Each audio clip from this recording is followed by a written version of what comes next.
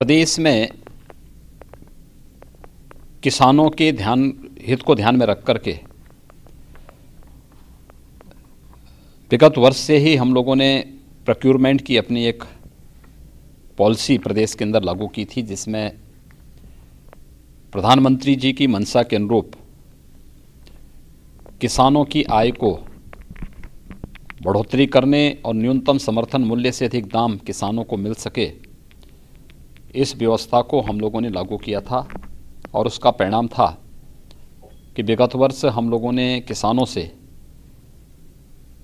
धान का यहाँ पर 42 लाख मीट्रिक टन किसानों से खरीदा था। उससे पहले किसानों से 37 लाख मीट्रिक टन, और इस वर्ष हम लोगों ने लगभग 53 लाख मीट्रिक टन गेहूं का क्रय सीधे किसानों से किया और 48 घंटे के अंदर किसानों के खाते में आरटीजीएस से भुगतान भी किया गया। इस वर्ष धान क्रय का जो हमारा कार्यक्रम था, हम लोगों ने प्रदेश के अंदर 3000 केंद्र स्थापित किए। इन 3000 केंद्रों के माध्यम से 1 अक्टूबर से कार्यक्रम हमारे प्रारंभ हुए हैं, जिनमें अब तक 11,66,000 मीट्रिक टन धान का क्रय किया जा चुका है।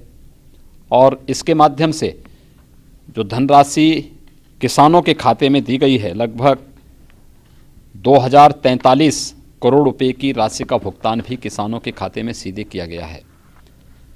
लेकिन कुछ क्षेत्रों में एक शिकायत आ रही थी, और वह थी हाइब्रिड किस्म के धान के क्रय के कारण वहाँ पर क्रय में कुछ दिक्कतें आ रही थी, क्योंकि हाइब्रिड किस्म का जो धान है उसकी रिकवरी काफ़ी कम होने के कारण मिलर्स उसको नहीं ले रहे थे।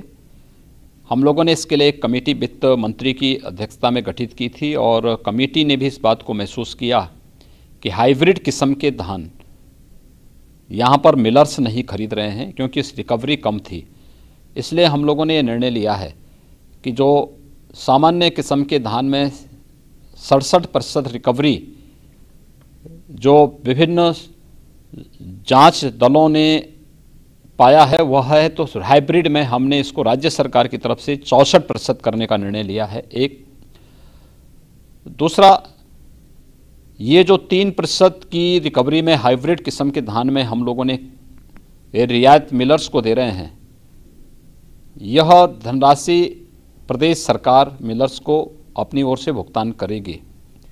लेकिन किसान को कोई परेशानी न हो, यह सभी क्रय केंद्रों में सुनिश्चित करना होगा, और कहीं भी किसी भी किसान के सामने कोई समस्या न आने पाए, यह मिलर्स को भी देखना होगा।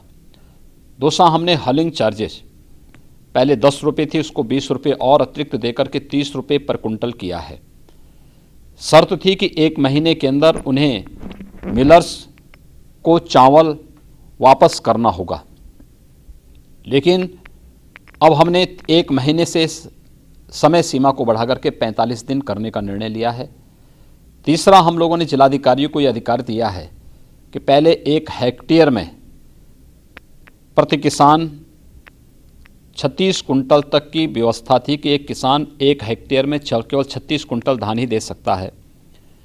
धान की कुछ अच्छी किस्में ऐसी हैं जिनमें पैदावार ज़्यादा होती है, इसलिए अब यह अधिकार जिलाधिकारियों को दिया गया है कि अगर किसी किसान के खेत में ज़्यादा पैदावार होती है तो क्रय केंद्रों में उस किसान को निराश न होना पड़े, इसलिए उसके धान को भी क्रय केंद्रों में प्राथमिकता के आधार पर क्रय किया जाए।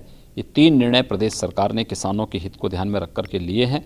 मुझे विश्वास है कि प्रदेश का किसान इससे लाभान्वित होगा, और प्रधानमंत्री जी ने जो पहली बार किसानों का न्यूनतम समर्थन मूल्य धान का इतना ज़्यादा हुआ है, 1750 और 1770 रुपये, यह जो राशि है एक बड़ी राशि है। पहली बार इतना अच्छा दाम किसानों को मिलेगा। इसमें भी छनाई और उतराई का प्रत्येक किसान को 20 रुपये प्रति कुंटल अतिरिक्त हम लोग दे रहे हैं, तो यह एक अच्छी राशि किसानों को होगी। किसानों को खुशहाली के लिए प्रदेश और केंद्र सरकार के द्वारा जो कदम उठाए गए हैं, अवश्य प्रदेश का किसान भाई इसका लाभ उठाएगा।